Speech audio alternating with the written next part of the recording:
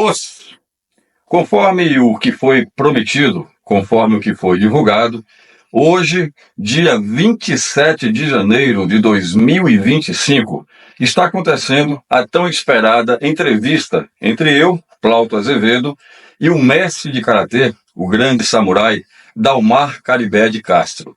Deixando claro que, apesar de estar sendo veiculado agora no dia 27, essa entrevista foi gravada no dia 8 de dezembro de 2024, na casa do mestre Dalmar. E por que esse vídeo está sendo lançado exatamente hoje, 27 de janeiro de 2025? Que hoje é o aniversário do mestre. Ele está completando 75 anos de nascimento. E aqui do meu lado, o grande samurai Dalmar Caribé de Castro. Mestre, antes de tudo, parabéns, 75 anos de vida, né? Eu acredito que uns 60 dedicados ao karatê, tá? E um privilégio imenso estar tendo a honra de, como repórter, como jornalista, estar aqui te entrevistando. Pois é, Pronto, eu agradeço do fundo do meu coração. Eu não sei o que seria das cabas, da família Caribé, do Karatê da Bahia, se não fosse você, né? Nós sempre seremos gratos eternamente pelo que você tem feito pelo Karatê e pela família. Muitíssimo obrigado. Com essas palavras, quem é que não se sente lisonjeado? Lembrando, mestre, que vai ter muito da tua história, mas esse bate-papo também vai ser um pinga-fogo, né? Eu quero ouvir também, nós queremos ouvir, na realidade, a sua posição sobre muitos assuntos, sobre principalmente o que está acontecendo com o karatê de hoje em dia, tá? Mas de início, fala um pouquinho aí de Dalmar Caribé. Onde é que nasceu, pai, mãe e essa história toda? Bom, eu nasci em Brejões, uma cidadezinha do interior aqui perto de Jiquié. Nasci no dia 27 de janeiro de 1950. Sou o sétimo de uma família de 12. São 12 irmãos. E tudo começou assim, né?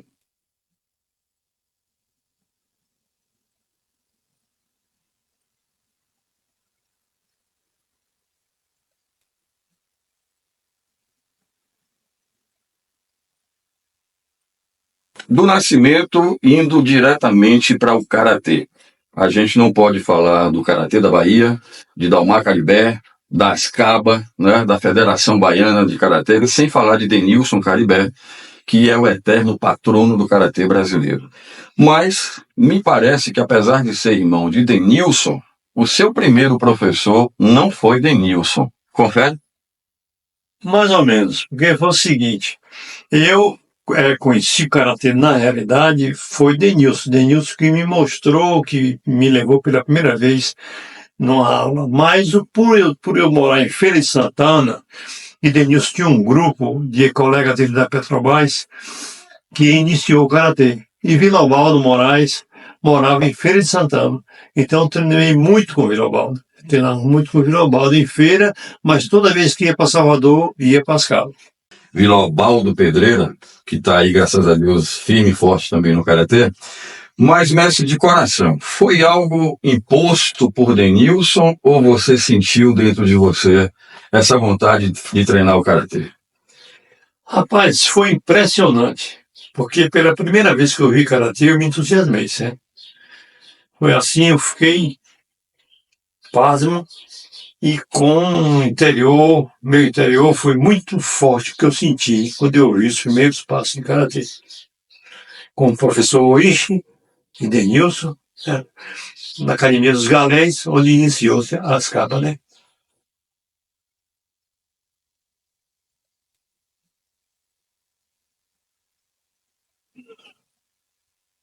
Bom, para quem não sabe, Eizuki Oishi foi o japonês que, na realidade, trouxe o karatê para o estado da Bahia e que foi, na realidade, o professor de Denilson Caribé, quem, na realidade, deu as primeiras aulas para Denilson. E como é que foi essa questão de exames de faixa? Participou de algum campeonato? Veja bem, o primeiro exame de faixa que eu fiz foi de faixa branca para amarela, certo? Mas devido o desenvolvimento técnico, eu pulei para a faixa vermelha. Naquela época isso era possível. Pulei para a faixa vermelha. E logo após, aí teve o campeonato baiano de karatê, o primeiro campeonato baiano de karatê, e aí eu fui campeão como faixa vermelha.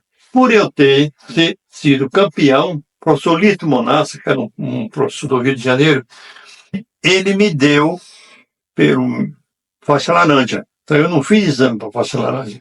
Ele me deu por eu ter sido campeão de faixa vermelha. De Salvador para Feira de Santana, aluno de Vila Ubaldo, e avançando um pouquinho no tempo, um fato curioso, que é exatamente faixa verde, o senhor foi convocado para dar aula para os soldados do tiro de guerra do Exército de Feira de Santana. Conta pra gente isso daí. Bom, na realidade, eu comecei a treinar karatê, tinha mais ou menos 16, 17 anos, certo? Aí, quando eu entrei no Exército, fui no 35 BI, que é o Exército de Feira de Santana, eu já era faixa verde. Aí foi que eu fui dar aula ao pessoal do Exército. Foi os sargentos e cabos do Exército que dava aula. Era novidade, né? Bahia, na realidade, o que se conhecia de arte marcial era judô e principalmente capoeira, né? Como é que os cabos, os oficiais, viam essa arte japonesa? Não, é o seguinte, porque quando você vai se alistar no Exército, eles fazem a pergunta: pratica algum esporte? Então eu falei: pratico karatê. Aí sou faixa verde de karatê. Aí essa notícia dentro do quartel correu e tinha realmente uns sargentos, cabos e sargentos, que treinavam capoeira com um soldado lá. Um soldado. Aí me chamaram para essa aula, né? Tentando fazer assim um samba de treino, entendeu? Aí eu entrei para treinar e senti meio estranho que eu vi que eles estavam fazendo tipo um desafio, né? Só que o capoeirista, o professor de capoeira, se deu mal nesse dia, tá? E aí eles aí pararam e optaram para, a partir daquele dia, treinar o karatê.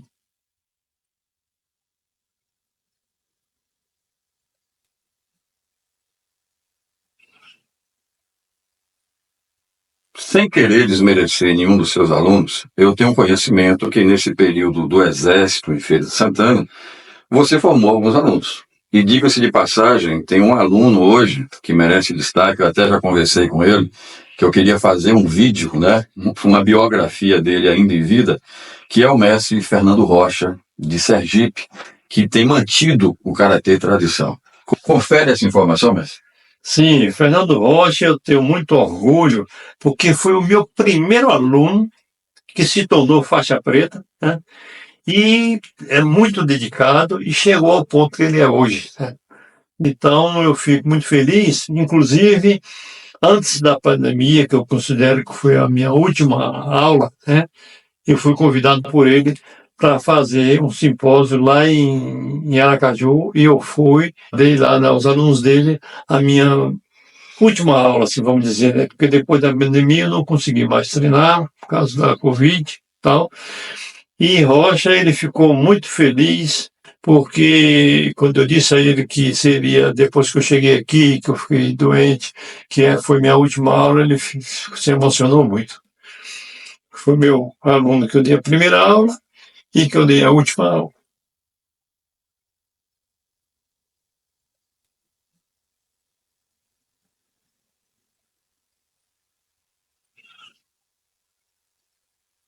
Faixa verde, agora vamos prosseguir aí na linha do tempo. Faixa roxa, faixa marrom, faixa preta, primeiro dan. Faz um resumo aí dessa história. Bom, faixa roxa, eu estava no Exército ainda, fiz exame para faixa roxa. Eu estava em Feira de Santana no Exército, né? Aí, faixa marrom, eu fiz exame nas Cabas com o professor Okazaki. Deu um curso e depois do curso teve o exame de faixa e eu passei. Aí foi o primeiro campeonato brasileiro de karatê. Aí foi eu, Dorival, Denilson, de irmão, né? Quando chegou lá, aí nós fomos campeão. Eu passei por equipe E Dorival e Denilson participou no individual, porque só podia 2 de cada estado para disputar o individual. Botaram Dorival numa chave e Denilson na outra. No final, ficou Denilson e Dorival. E, para a admiração de todos, Dorival faixa roxa, Denilson faixa preta. Eu já era faixa marrom. Dorival ganhou de Denilson e ficou sendo o primeiro campeão brasileiro de karatê individual. Foi Dorival.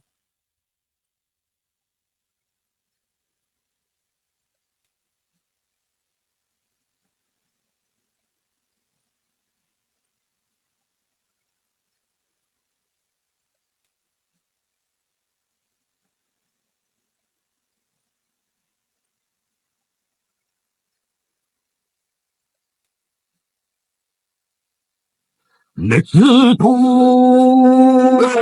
意地と力と技にかけた命の空手道。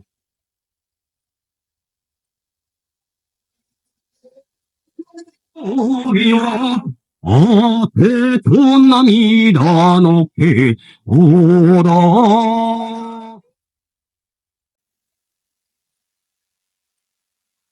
Mestre, eu falei que a gente ia seguir uma ordem cronológica, mas também eu disse que em algumas perguntas eu ia lhe dar um aperto, né?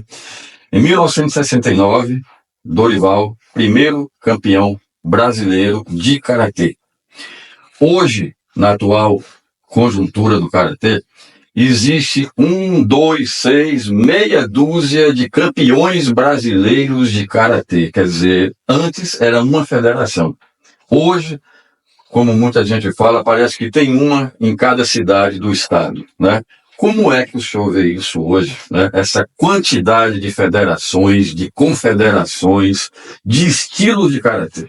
Eu me lembro, quando eu estava no Japão, começou um movimento sobre a questão do karatê da VUCO, que era os Estados Unidos americanos, querendo dominar essa arte, né? E aí, rapaz, foi que veio uma série de problemas, o karatê foi crescendo muito, certo? E foi perdendo, na minha ótica, toda a sua essência. Porque o karatê esportivo, não existe, para mim não existe. O karatê que eu aprendi é o karatê arte marcial. E arte marcial é coisa muito séria. Porque para se treinar arte marcial, você precisa ter um comprometimento muito forte, espiritual, mental e físico. Não é só soco e pontapé. Realmente é uma pergunta complicada essa, mas é mais ou menos por aí. Por ter tido a honra, nesses 45 anos de prática de karatê, ter o senhor como meu único mestre, né?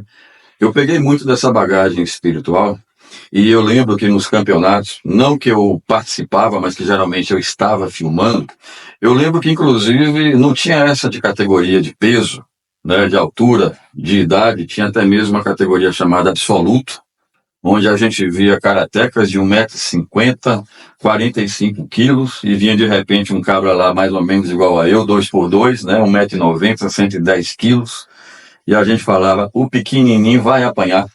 E para surpresa da gente, pela técnica, né, o grandão tomava uma surra que a gente ficava espantado, né? O senhor acredita que essa técnica se perdeu com o tempo? Rapaz, inclusive, a beleza do karatê e a essência do karatê era isso. Quando entrava um atleta para disputar com outros, era muito difícil você achar quem era que ia ganhar. Teve o campeonato baiano mesmo, certa feita, que tinha um rapaz, um aluno, que era inclusive deficiente físico, né? tinha um problema assim de aquele de peito de pombo, aquele negócio assim, era magrelo e tal. Foi o campeão, né? E ficou todo mundo sem entender. Mas o problema é que o karatê, a beleza é essa, que não tinha idade, não tinha peso, não tinha tamanho, não tinha altura. Teve lutas, que você, quando dava uma igueria, o atleta de lá vinha, passava por debaixo de sua perna. Então isso tudo acabou.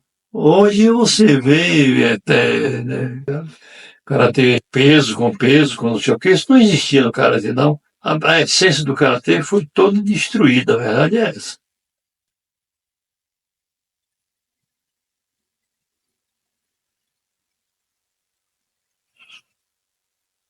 E eu me lembro, inclusive, mestre, que até mesmo nas aulas, né, que a gente tinha, na realidade, um conjunto de tudo em cada aula, e quando eu falo na aula sua, né, que era o Kihon, depois nós tínhamos a parte de Kata, né, e depois nós tínhamos a parte de Kumite, onde a gente era convidado, não era obrigado, né, e quem levantava, levantava preparado, porque realmente o sapé caiaiá acontecia.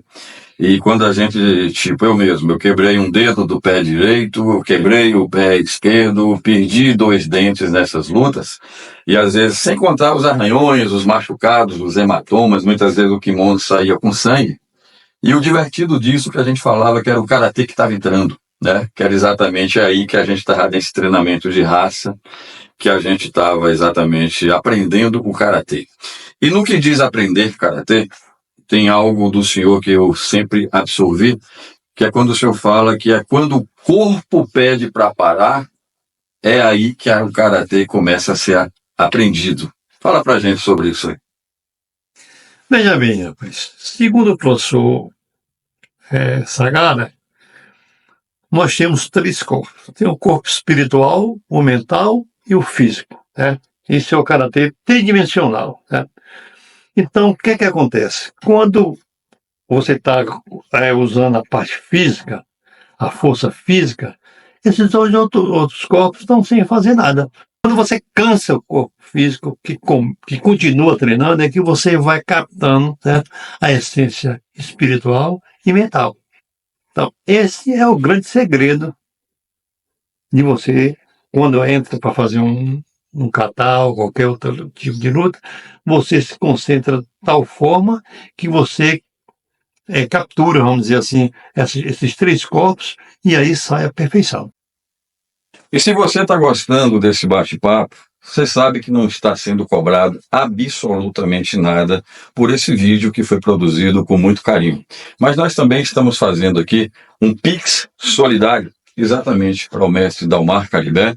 O número é esse que está aparecendo aqui no cantinho da tela, tá? Qualquer quantia é bem-vinda. É uma forma de agradecimento por esse tempo que ele está disponibilizando para nós, karatecas, para absorvermos exatamente essa sapiência, essa sabedoria. Então, quem puder contribuir com qualquer valor, é só depositar, fazer um Pix nessa conta.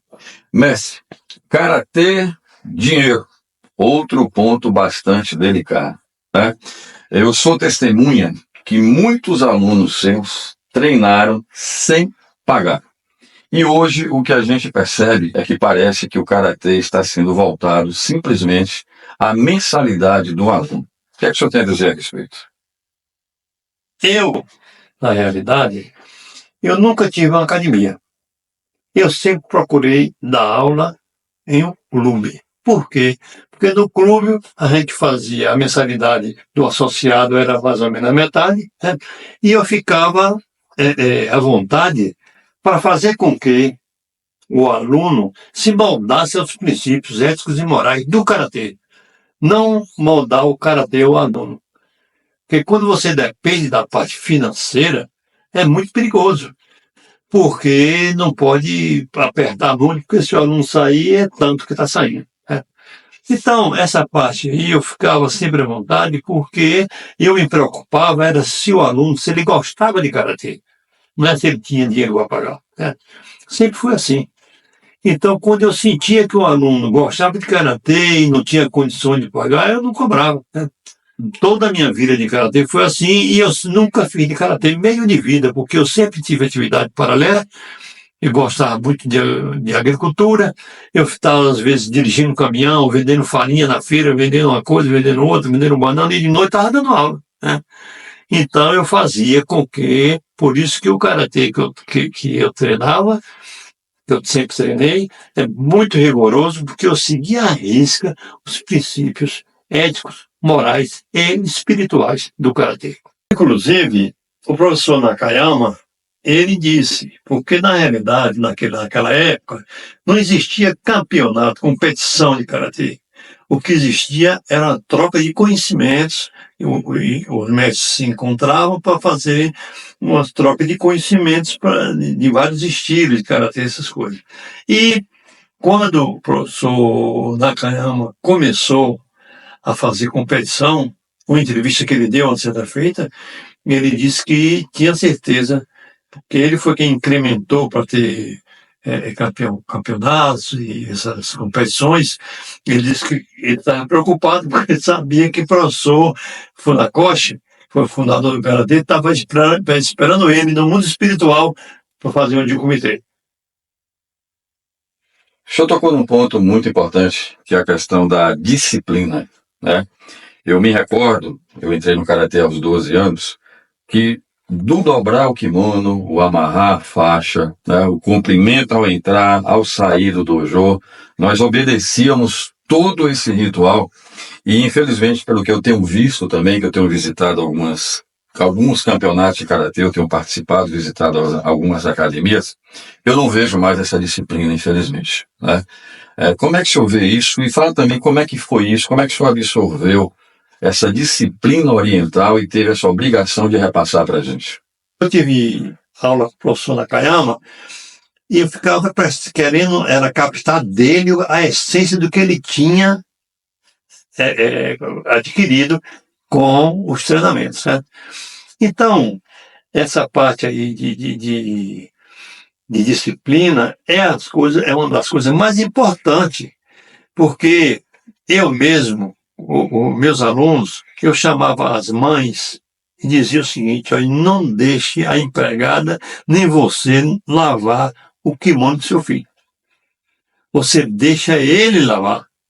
Ele é quem tem que lavar o kimono dele, ele é quem tem que cuidar do kimono dele, porque já é uma parte, isso aí tudo já faz parte do treinamento. Quando você chega na academia para treinar, você tem que cumprimentar o dojo, certo? O dojo, para o verdadeiro karatê, é um local sagrado, que é um local de treinamento, entendeu? Então você chega para entrar no dojo, você tem que cumprimentar, você tem que entrar no dojo por ordem de faixa e sair também por ordem de faixa. Isso tudo você pensa que não está fazendo nada, mas aí você está fazendo um treinamento a nível espiritual, né? É por isso que você vai captando as coisas. Eu já suspendi aluno, né? Eu estava de carro passando pela beira da praia, na cidade de Ilhéus, e quando eu olhei para a praia, estava vendo faixa vermelha, meu aluno fazendo quarto kata na praia de roupa. Quando ele chegou na academia, ele foi suspenso um mês.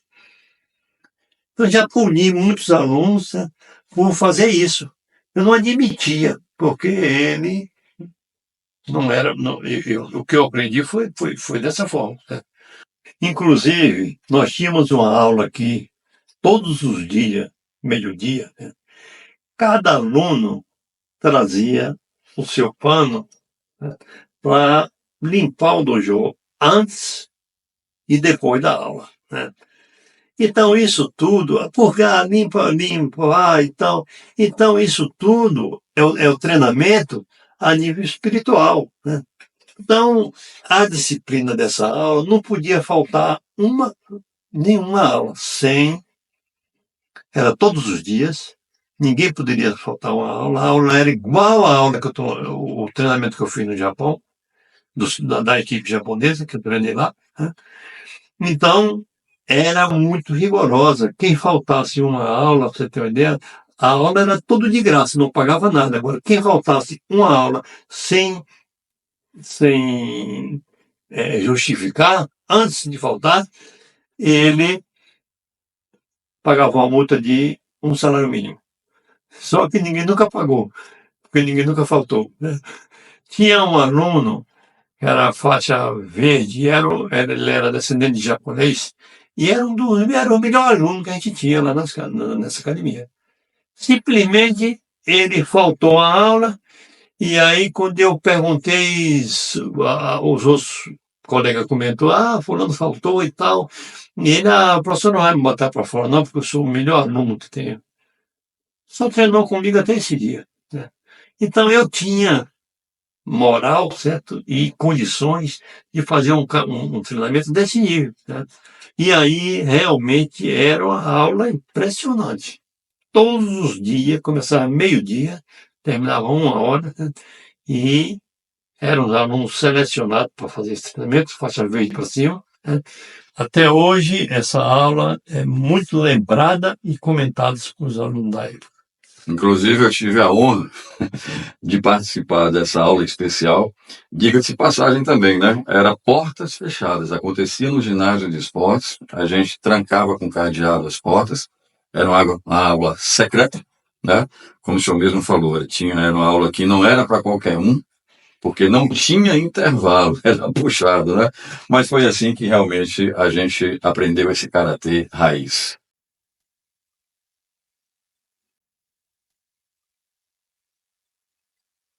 O verdadeiro karatê começa aí.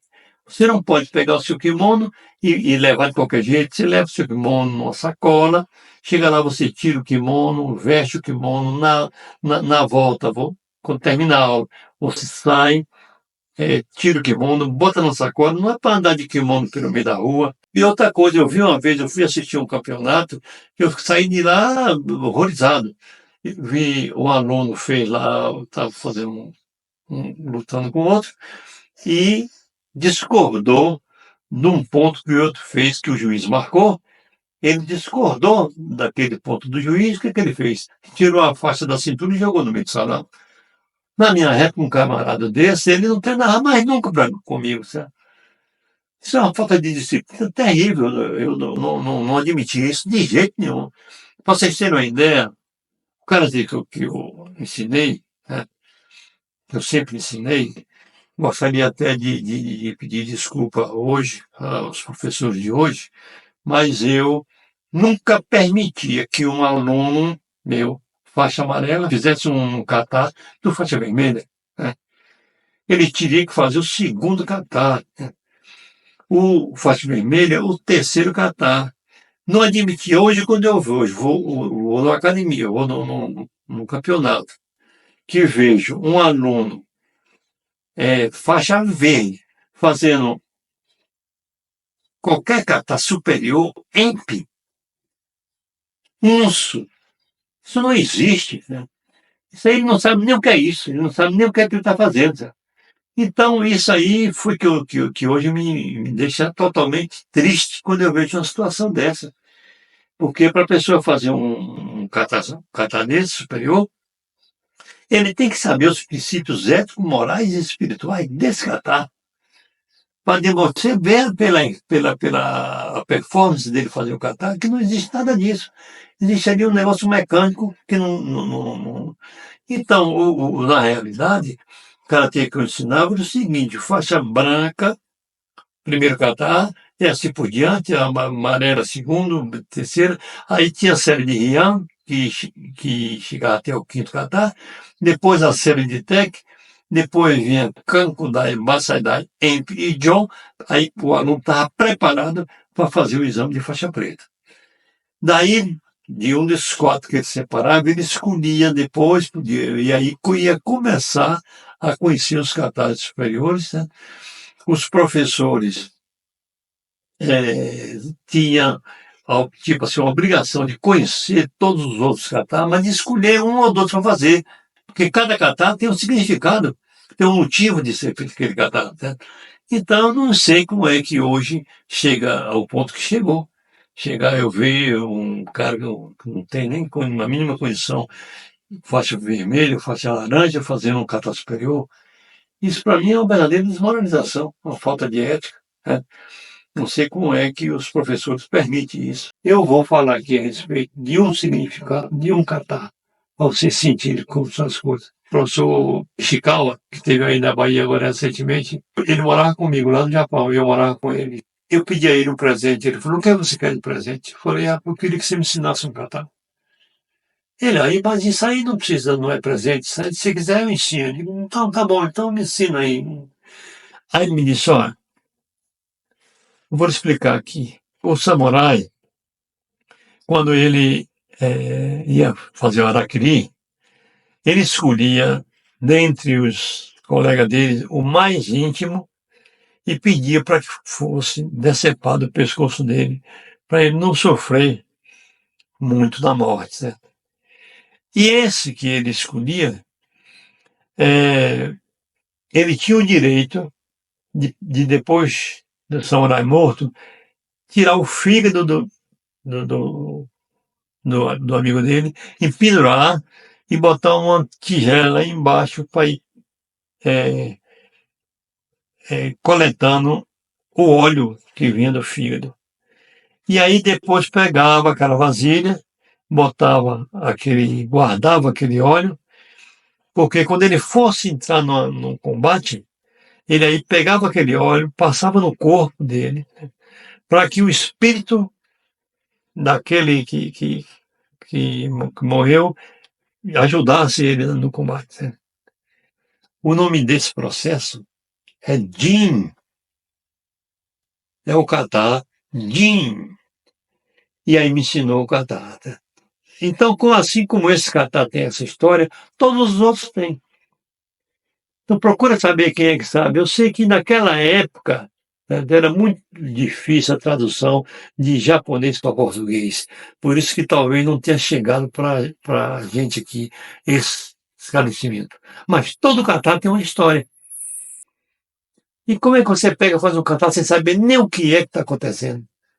Então, essa questão hoje fica muito a desejar quando você vai ver.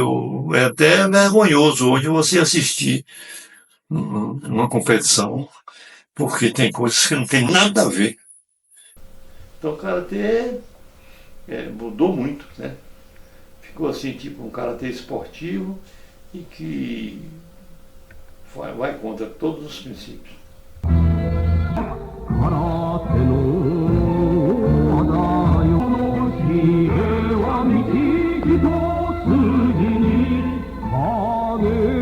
Mestre, eu tive o prazer de estudar um pouco da vida de Denilson e uma das preocupações dele era que a ASCABA, a Associação de Karatê da Bahia, sempre tivesse um mestre japonês à frente, né, como instrutor-chefe. Primeiro foi Eizuki Oishi.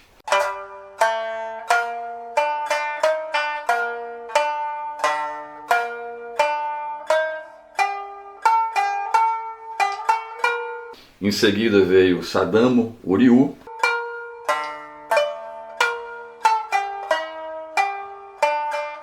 E com a partida de Sadamo Uryu, por motivos diversos, veio exatamente fazer parte da Bahia Matida. E diga-se de passagem, foi aí que o Karatê da Bahia ficou reconhecido mundialmente. Mas conta pra gente como foi trazer Matida para ASCABA. Veja bem, Denilson, a preocupação dele sempre foi trazer o melhor para a Bahia. Né? E ele não tinha esse negócio não. Ele, para mandar buscar um japonês, não tinha negócio de ficar fazendo vaquinha e não sei o quê. Ele mandava buscar com o dinheiro dele, ele mesmo pagava e tal. E ele trouxe para aqui o professor Masahiko Tanaka, para dar um curso aqui, trouxe o professor Okazaki, trouxe o professor Nakayama, veio aqui no Brasil, a convite de Denilson, certo? E tudo por conta dele. Né? Quando depois da saída de Uryu, o Karatê da Bahia era um Karatê realmente, não era muito assim forte, mas era um Karatê já respeitado. Mas realmente, com Matida, foi que a coisa cresceu bastante.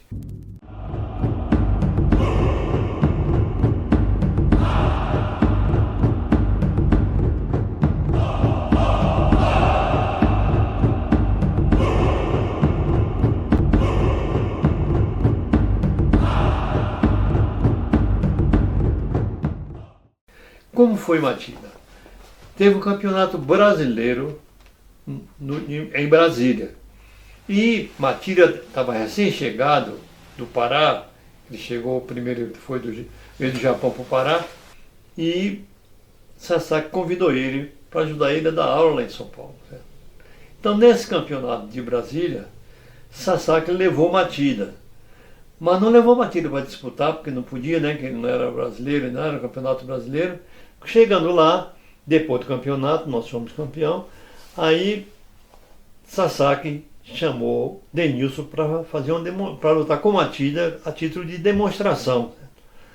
Aí, assim foi. Quando foi lutar Denilson com Matilda, Denilson perdeu a luta numa velocidade incrível. Matilda entrou, primeiro o azar, entrou de novo o azar e pôs um relâmpago assim para ganhar de Denilson. Aí Denilson veio, quando voltou, sentou junto de mim assim e falou: rapaz, você viu que japonês? Aí, como é que a gente faz para levar esse cara lá para a Bahia, rapaz? Vai lá, conversa com ele lá, vê lá e tal, porque Denilson não ia assim. Aí eu fui, né? Aí comecei, ele foi no sanitário, eu fui com ele, eu fui junto, aí disse: Matilda, então você não quer passar uns dias na Bahia não? Então, ele, não sei, porque Sasaki que sabe. Aí eu fui falar com o Sasaki, não sei, ele que sabe, se ele quiser ir, então ficou naquela conversa, eu peguei o contato dele, e quando chegou aqui em Salvador, eu fiquei, todo dia eu ligava para ele: Matilda, você vem que dia? E tal, não sei o que e tal. Aí foi indo, e eu digo: não, rapaz, porque aqui já está tudo pronto, já tem apartamento, você vai morar comigo, não sei o que, fiz aquele negócio. Mas tudo mentira, que não tinha apartamento, não tinha nada. Só inventando essas histórias para ver se ele vinha, né? Quando ele chegou um dia, ligou e disse: eu vou, manda passagem que eu vou. Menino, aí saí doidozinho mais Denilson lá para comprar cama, para ajeitar lugar, apartamento, fez aquela confusão toda. E aí mandamos a passagem e Matilda chegou.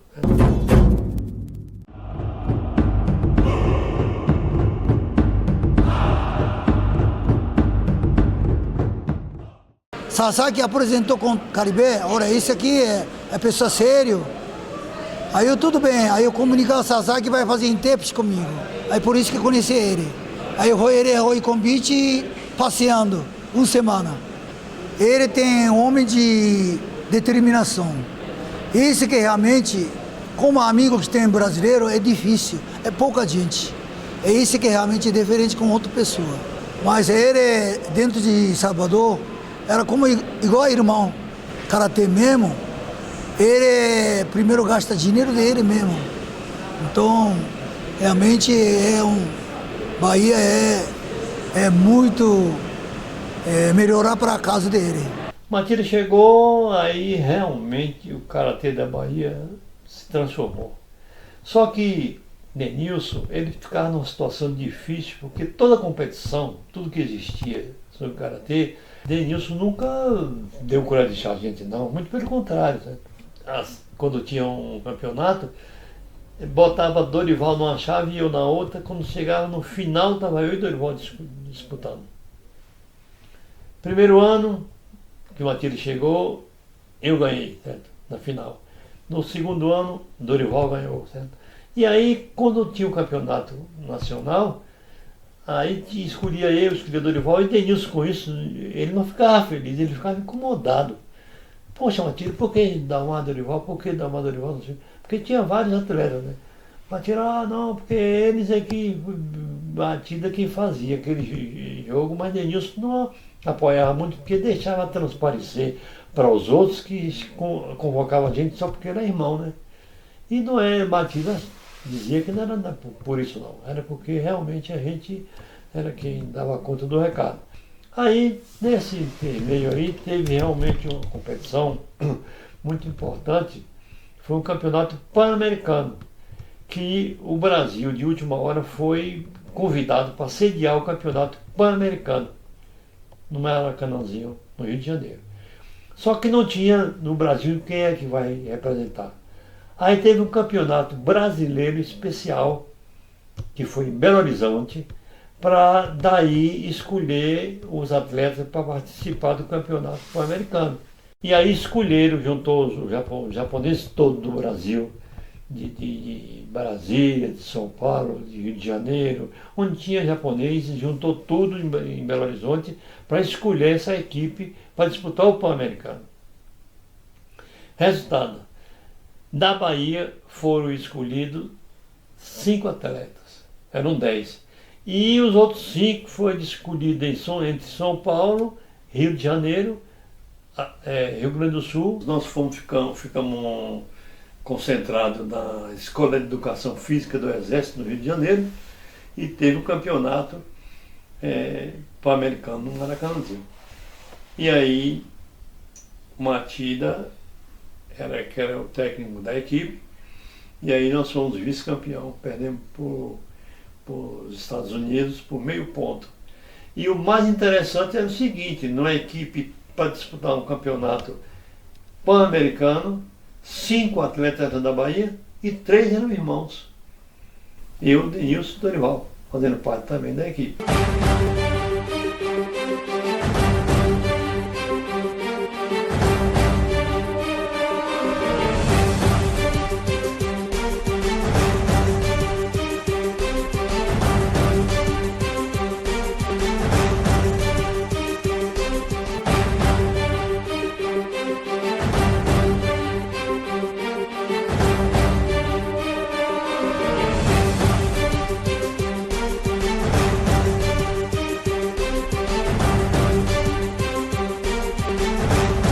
Nessa época, aí quem estava presente no Campeonato Pan-Americano foi o professor Nishiyama, que era uma das maiores autoridades do Karatê no mundo depois de Nakayama. Era Nakayama, Nishiyama, Okazaki, era essa turma, certo? Mestre, seguindo a cronologia dos fatos, a gente sabe que o senhor treinou com muitos dos grandes mestres de Karatê do Japão, e que inclusive o senhor foi até o Japão, né? E aí eu sei que só esse capítulo daria uma aula, né? Daria um livro muito grande, um vídeo a respeito disso. Mas resumidamente, conta pra gente aí, desde a vontade de ir, né? A ida, a sua permanência lá, o que é que aconteceu, e exatamente esse retorno para o Brasil com toda essa bagagem do Karatê raiz do Japão. Meio complicado, viu? A história é meio longa. Veja bem. Eu, como todos nós, né, eu acredito que a gente tem um desejo. Certo? Chegou uma época que eu pensei assim, assistindo uma aula, digo, poxa, eu gostaria de ser um faixa preta, que eu não era ainda, e de treinar no máximo que existe de Karatê no mundo. Veja bem que ideia louca, né? E de repente aconteceu um monte de coisa, teve esses campeonatos todos e tal, e aí terminou eu indo morar com Matida. Aí quando um dia, eu conversando com Matida, falei, ô Matida, será que tem condições de eu treinar? O que é que existe de máximo de Karatê no mundo? Só existe a aula de instrutores no Japão. Aí eu disse, eu gostaria de treinar isso. Ele tomou aquele susto, porque ele conhecia do rigor dessa aula, eu não. Então eu só fiz falar. Ele aí disse o seguinte, disse, você tem coragem mesmo? Você quer mesmo? Eu falei, rapaz, queria. Ele disse, então eu tenho meu professor, que Matiro foi aluno da faculdade de Nichidai, no Japão. Meu professor, ele faz parte dessa aula lá na Nihon Karate Kyokai. Se você quiser, eu faço uma carta para ele. Aí fez essa carta para Masahiko Tanaka. Aí passou uns tempos, daqui a pouco veio a resposta. Tanaka disse que você pode ir. Aí dificuldade, como que eu vou? Com que dinheiro, certo? Aí fiz um sacrifício danado, foi tal, coisa, vendi uma coisa. Eu sei que eu comprei $1.000, fui no Bradesco Turismo e financiei a passagem e saí daqui sem lenço, sem documento, com $1.000 no bolso e sem saber falar nada de japonês, e cheguei no Japão. Quando eu cheguei lá no Japão, quem estava me esperando no aeroporto, Oishi, aquele japonês que trouxe o Karatê para o Brasil, mais o Masahiko Tanaka, né? Que Oishi falava português. Aí, pronto. Aí Tanaka me levou para a academia dele, que é a Shokukan, para ver se eu morava nessa academia. Mas tinha que pegar 2 trens, e é uma confusão danada para chegar na academia de Tanaka. E aí eu digo, poxa, isso não vai dar certo. E Tanaka sentiu também que eu não tinha essa facilidade de andar de metrô e não sei o que e tal. Aí, resultado, ele conseguiu que eu treinasse na academia de professor Nakayama, que era 500 metros da Nihon Karate Kyokai. Aí eu fui treinar, fiquei na academia de professor Nakayama. Eu treinava de 7 às 8, com o professor Nakayama, na academia dele, certo? Pessoa muito decente, a aula fantástica. Mas só que nessa aula do professor Nakayama, eu não prestava muita atenção no que ele estava ensinando, eu prestava muita atenção nele, o jeito dele dar aula, o jeito dele se comportar, que aquilo ali para mim era um grande aprendizado. O professor Nakayama era a maior autoridade de karatê do mundo na época, né? Aí quando era 10 horas da manhã, tinha um treinamento na Nihon Karate Kyokai para estrangeiro, treinamento comum, né? Aí eu treinava de 10 às 12, né? Aí de 12 até 3 horas da tarde era o treinamento com a equipe japonesa, treinamento de porta fechada, treinamento terrível. Quando era 4 horas da tarde, eu pegava os trem para ir para a academia de professor Masahiko Tanaka para treinar de 7 às 9 da noite. Então eu treinava cerca de 8 horas por dia. E tinha época que eu treinava também na faculdade de Nichidai, com o professor Tanaka ia dar aula lá e me levava e eu treinava lá na Nichidai. Então um treinamento muito puxado. Eu vestia 12 kimonos por dia.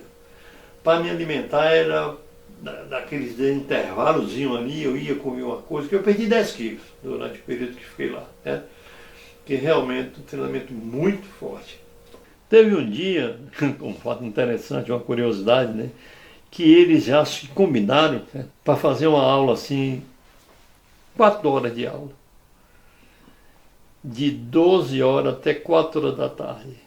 Olha, quando chegou no último momento, e eu junto, eu ali, pegando junto, tá? Quando chegou falou assim, mandou ficar em pé, fechar a mão, eu falei aqui, quando falar esquerda frente, Guidamará, eu vou cair. Mas eu estava pronto para cair mesmo, que eu não estava aguentando. Aí terminou a aula. Foi aquele alívio, certo? Eu fiquei depois sabendo que o professor Masahiko Tanaka, não disse a mim não, mas disse a um outro professor, que dos estrangeiros que teve no Japão, que o mais forte que teve fui eu. Eu fiquei também muito lisonjeado, fiquei feliz com essa fala dele, quando eu soube que ele falou isso sobre mim. Mas depois foi que eu vim saber por que ele falou isso. Porque ninguém treinava esse tanto de horas. No Japão ninguém treinava esse tanto de horas por dia, não. Tinha dia que ainda, segunda, quarta e sexta, eu treinava 8 horas por dia. E os outros treinavam 6 horas por dia, fora o dia que eu treinava também na faculdade, certo? Mas foi realmente muito puxado. Porque era um treinamento muito violento. Quando eu cheguei para treinar no primeiro dia, tinha um mexicano, campeão mexicano de karatê, tinha um dinamarquês e um português.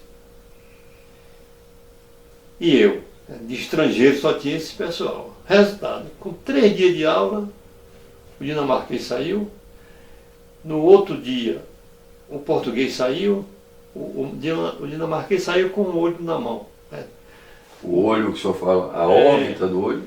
Partiu isso aqui, ó, partiu esse osso aqui.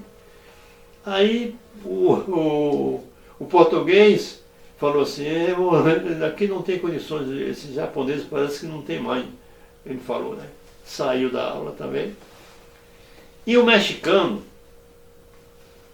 por inocência dele, ele foi pedir, o professor lá se preparando para dar aula, ele chegou junto do professor, ele tinha uma pessoa meio afogada, e perguntou ao professor como era que aplicava o maigiri.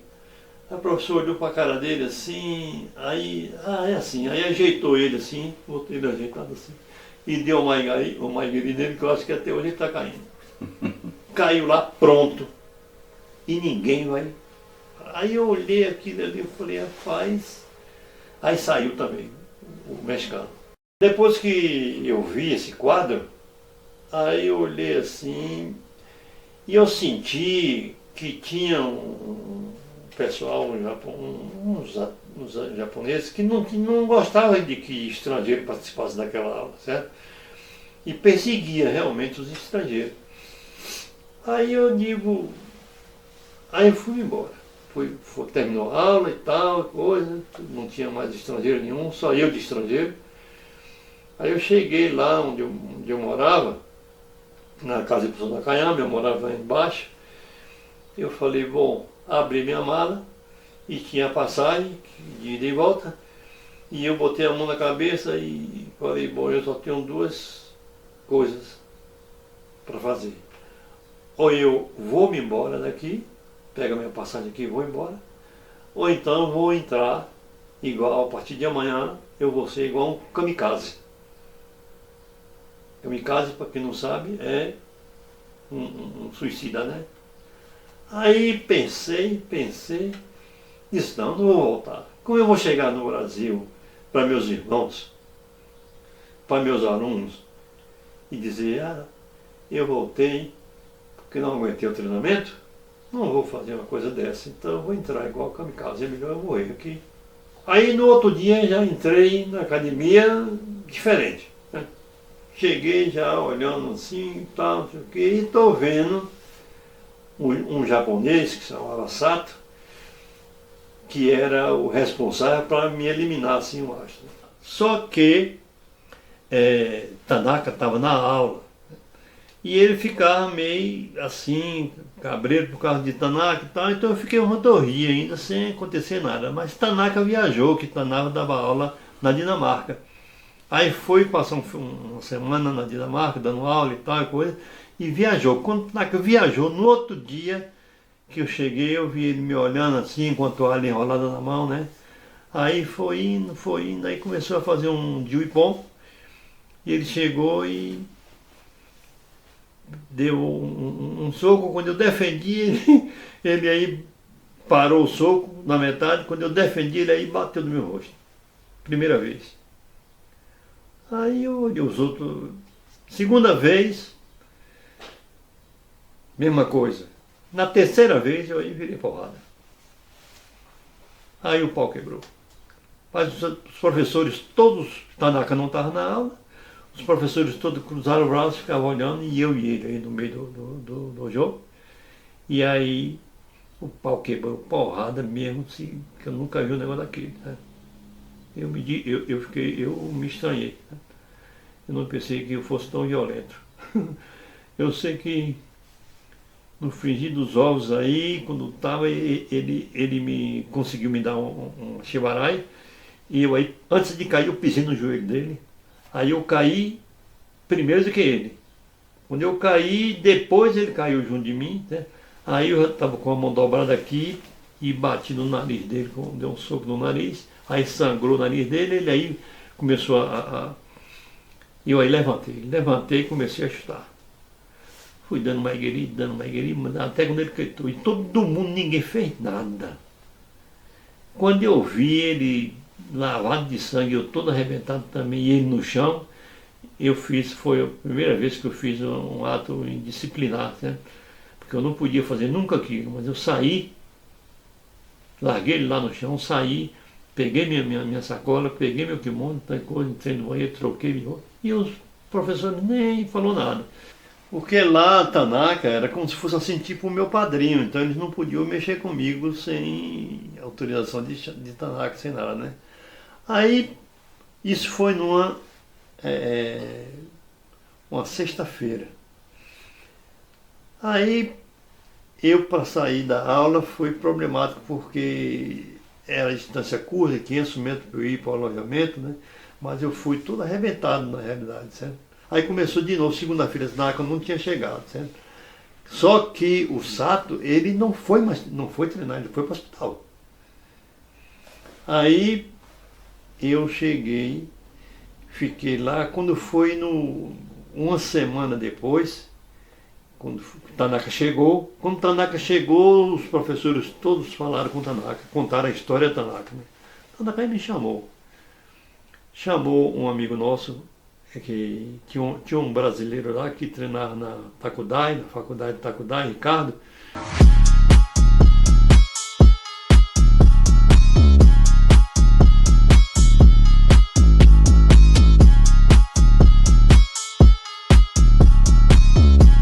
E Tanaka conhecia ele, chamou ele para poder traduzir, né?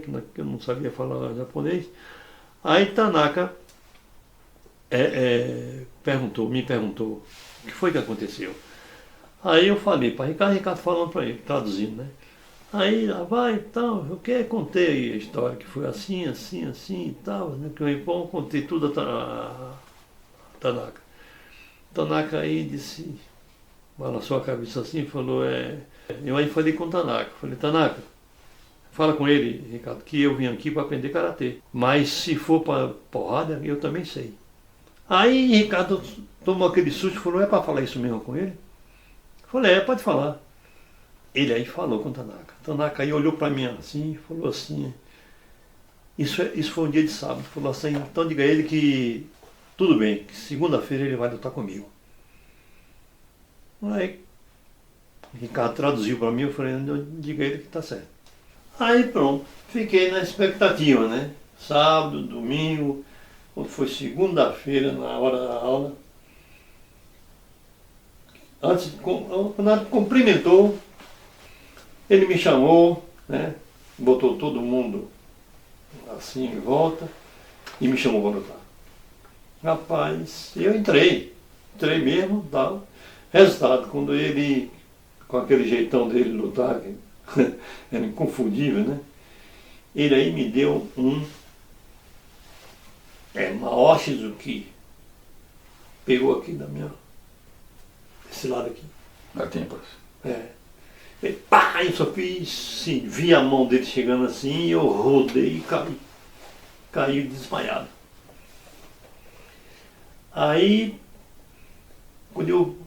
e ele gritando, me chamando assim, me futucando com o pé e eu no chão.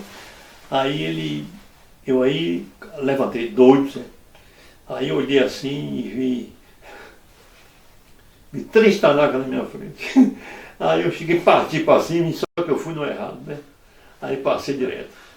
Aí virei, aí eu venho e aí só vi já vi 2 Tanaka, diminuiu um. Aí eu fui partir para cima, no errado também. Aí quando foi a terceira vez que acabou, era ele mesmo que estava, que eu parti, ele me abraçou. Me abraçou. A partir desse dia, eles começaram a ensinar karatê. A história está boa, mas não acaba por aí não. E antes de dar continuidade, eu vou lembrar aqui mais uma vez que esse vídeo está sendo disponibilizado de forma gratuita, vocês podem compartilhar sem nenhum problema, mas não se esqueçam do Pix solidário, que está aparecendo aqui no cantinho do vídeo, e qualquer depósito, qualquer valor, vai cair diretamente na conta do Mestre Dalmar. Mestre, conseguido o respeito com honra, né, com essa luta com o japonês Sato, o que aconteceu depois? Bom, aí realmente eles começaram a me respeitar e tudo, aí começou a ficar com amizade e tal, já eu fazendo parte realmente da turma. O estrangeiro só ficou eu. Na academia de professor Masahiko Tanaka, eu treinava lá à noite e surgiu um campeonato no Japão, japonês. Teve aí um tipo de um torneio na Nihon Karate Kyokai. Pegaram ali e tal. Eu não sabia que aquele torneio já era para a seleção do campeonato que ia ter. Né? Aí eu fui vice-campeão, ganhei 2º lugar dentro da Nihon Karate Kyokai. A minha última luta foi com Imura e Imura ganhou. Certo? De uma maneira, mas Imura ganhou. E eu aí fiquei com o 2º lugar. Daí, aí fizeram a equipe para disputar o campeonato japonês. E eu fui escolhido para fazer parte da equipe do professor Masahiko Tanaka, né? Foram 2 dias seguidos de campeonato, um sábado e um domingo, e aí foi bem interessante, porque quando eu me vi, começou a luta lá, que eu fui ganhando, aquilo. Daqui a pouco eu já estava fazendo parte como capitão da equipe, né? E quando eu me vi, a equipe já estava disputando as quartas de finais, né? Aí nas quartas de finais, nós perdemos a primeira bateria, né? Aí ficou para disputar o terceiro lugar. O primeiro ganhou, o segundo perdeu, o terceiro empatou, o outro empatou e pronto. E ficou para decidir eu. Só que o capitão da equipe adversária, o capitão era quinto dan e eu era segundo, né? Aí, por eu não saber falar, ficava prestando muita atenção, né? Aí eu vi, chegou um japonês da equipe deles, junto dele, e pegou na perna dele. Eu senti que ele avisou, cuidado com o Maigiri. Eu senti que esse japonês tinha dito isso a ele. Aí eu, uma aldeia aqui, ele já entrei, digo, aí para Maigiri aí tá difícil.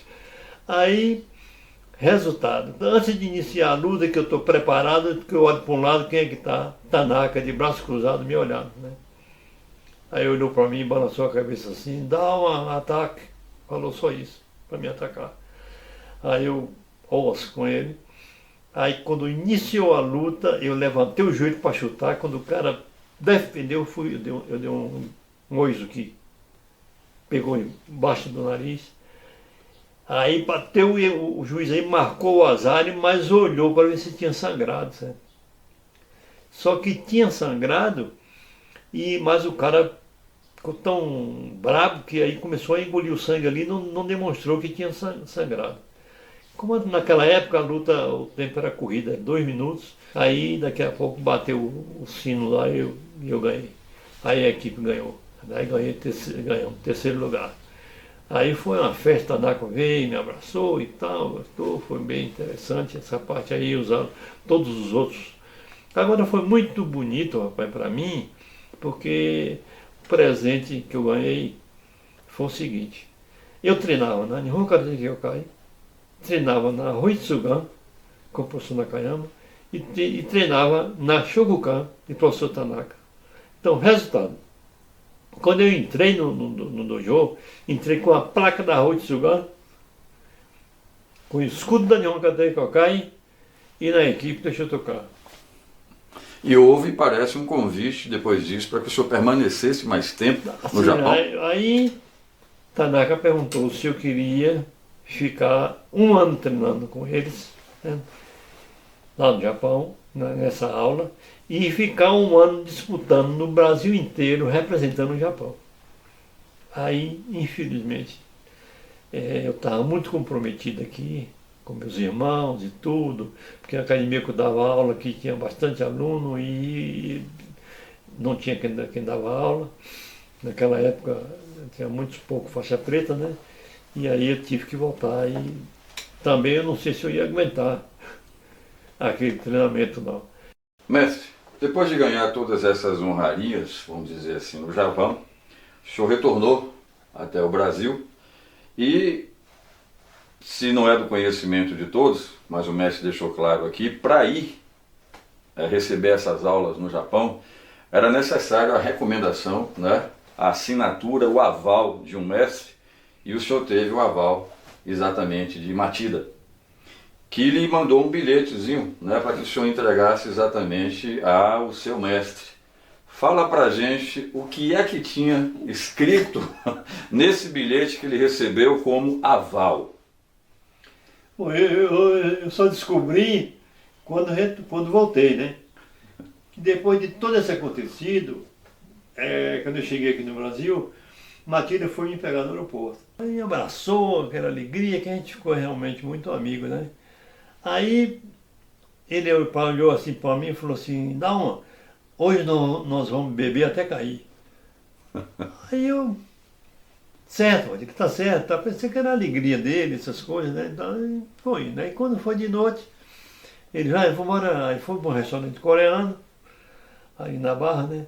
E aí ele começou a beber, tomava muita cerveja, uma dia. Aí foi bebendo. Aí quando ele ficava vermelho, quando bebia, né? Aí eu me lembro, ele disse, sim, Matilde, você falou que a gente vai beber até cair hoje, por quê? Porque você chegar vivo. Aí, como assim? Aquela carta você levou? Eu escrevi, se você não aguentar treinamento, pode matar. Falei, poxa, Matilde, você escreveu isso? Foi. Escrevi isso. Então você chegou vivo, então vamos viver até cair.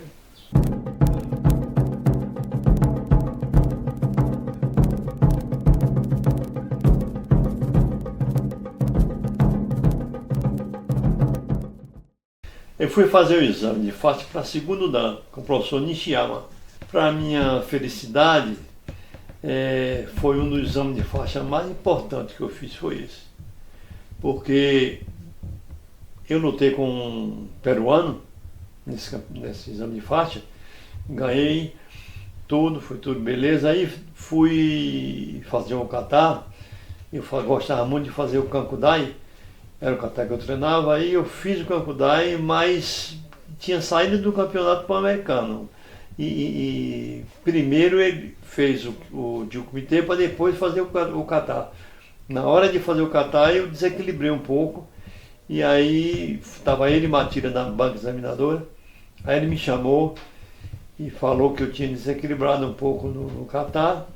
Aí Matira falou que eu estava vindo para o Japão. Aí Nishiyama falou, bom, então quando chegar no Japão, você conversa com o professor Nakayama para ele olhar o seu kata. Aí tudo bem. Aí eu, beleza. Quando eu cheguei no Japão, aí chamei um amigo nosso que morava lá já há 2 anos, e como eu morava embaixo da academia, da casa de professor Nakayama, aí eu falei com ele, rapaz, eu contei a história aí, teve esse problema do exame de face que eu fiz, que tinha que falar com o Nakayama, mas mandou só de palavra assim, você fala com ele para olhar seu kata. Aí quando eu falei, quando ele falou com o Nakayama disse, então tá bom, então amanhã eu olho o kata dele lá de Hokage Kyokai.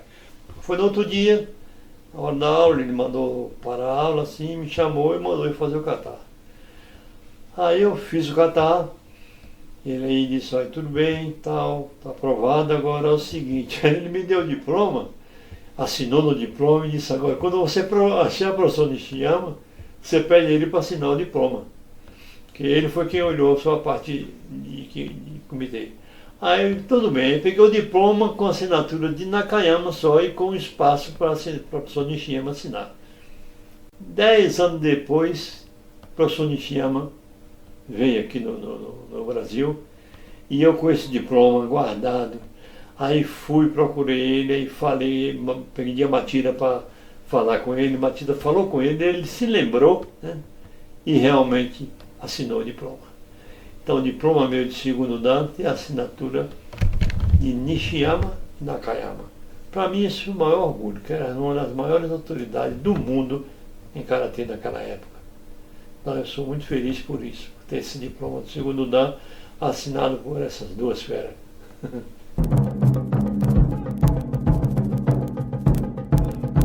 Realmente ser graduado por Nakayama e Nishiyama não é para qualquer um. Bem, gente, essa entrevista aqui com certeza levaria horas, porque é muita história de vida no Karatê. Infelizmente, mestre, a gente não pode detalhar tudo o que passou, né? E mais uma vez falando para você que está assistindo esse vídeo, da doação do Pix Solidário, que mais uma vez está aparecendo aqui, e afirmando que qualquer contribuição vai cair diretamente na conta do mestre Dalmar Caribé. Mestre, infelizmente a gente vai ter que encerrar essa entrevista, e é claro, com toda essa experiência, acho que mais de quase 60 anos de Karatê, muito mais de 60 anos de Karatê, que mensagem o senhor deixaria para quem deseja praticar essa arte marcial, para quem é mestre dessa arte marcial, né? para que exatamente não se perca mais a essência do tanto que já foi perdido do Karatê Raiz? Bom, de tudo que eu ouvi na minha vida sobre Karatê, é como eu estou dizendo, certo? Coisas espirituais ninguém ensina. O aluno é quem aprende, o professor é quem aprende, certo? Tem que ter uma sintonia muito grande. E de tudo que eu vi nessa minha trajetória, o que eu mais admirava era o professor Sagara Sensei.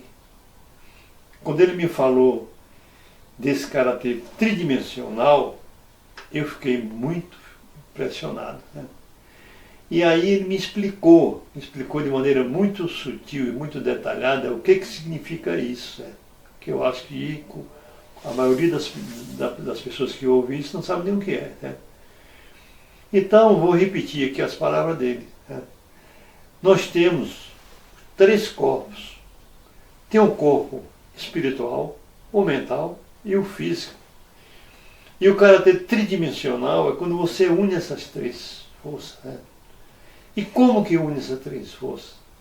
Une dessa maneira que eu falei aí no decorrer você fazendo essa parte de disciplina, desde quando dobra o kimono, entra no dojo, tudo isso vocês pensam que não, mas vocês estão tendo aí um desenvolvimento espiritual, certo? A parte mental é quando você pega com o aluno, dizer o que é um senpai, o que é um kohai, certo? Quem é mais graduado do que ele, qual o comportamento que ele tem que ter com aquela pessoa graduada. Isso aí, você sem saber, aí, sem perceber, mas vai tendo um crescimento muito importante, certo? Na parte mental, né? E na parte física é treinamento. Treinamento é o seguinte, quando seu corpo cansar, você não pode parar. E dali é que você vai começar a praticar o karatê com os outros 2 corpos, com o corpo material, ou com o corpo mental e com o corpo espiritual, né?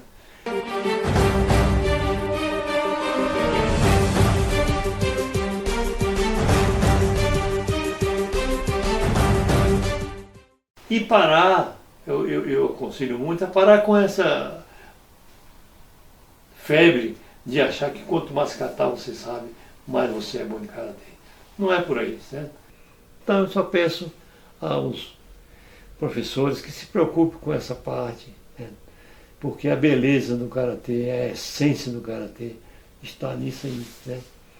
O karatê é muito mais complexo do que muita gente pensa. Então você veja a profundidade do karatê. Então nós temos que preocupar em pelo menos conhecer e se sintonizar com essa essência. Não é com competição, com negócio de karatê esportivo, isso realmente tudo bem, faz parte, teve a evolução, certo? Mas eu desejo, principalmente aos mestres, que se preocupem com essa parte, pelo menos a título de conhecimento, porque é muito profundo.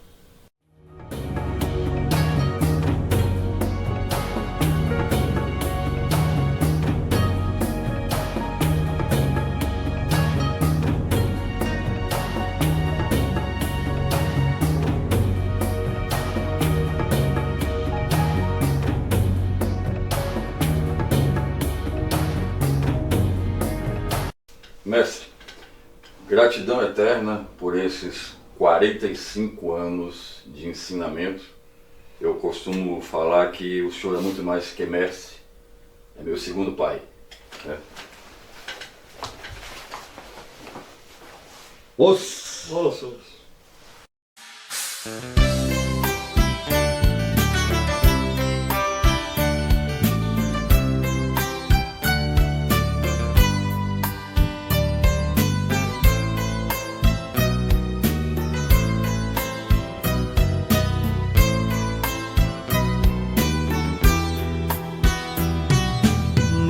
Que vem do céu, purifica nosso ser e faz a nossa alma renascer.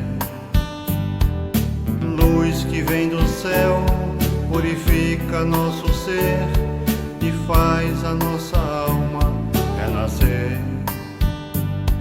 Senhor, Deus Supremo, luz verdadeira, Senhor Deus Supremo, da luz verdadeira.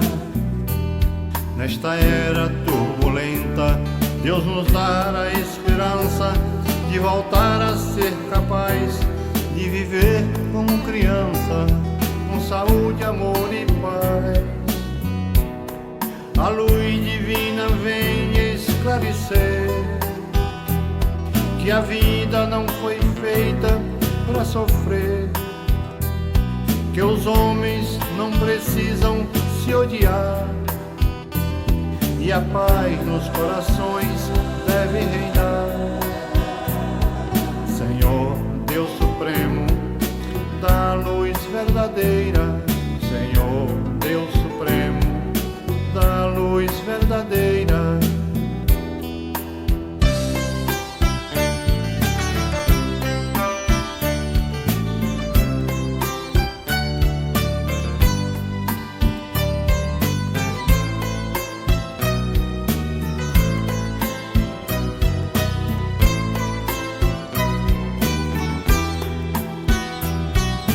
Kamino hikari, kono yo terashi, wagatama omo terasu. Kamino hikari, kono yo terashi, wagatama omo terasu. Myoya motosu, mahikari, omikami-sama. Myoya motosu, mahikari, omikami-sama.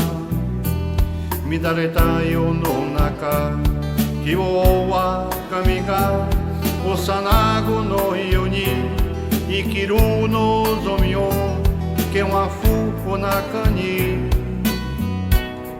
hikari wa subete o akasu jinsei wa urushimi de wa nai nikushimi ao mono de mo nai Yagate aega otozure Myoya motosu mahikari omikami-sama Myoya motosu mahikari omikami-sama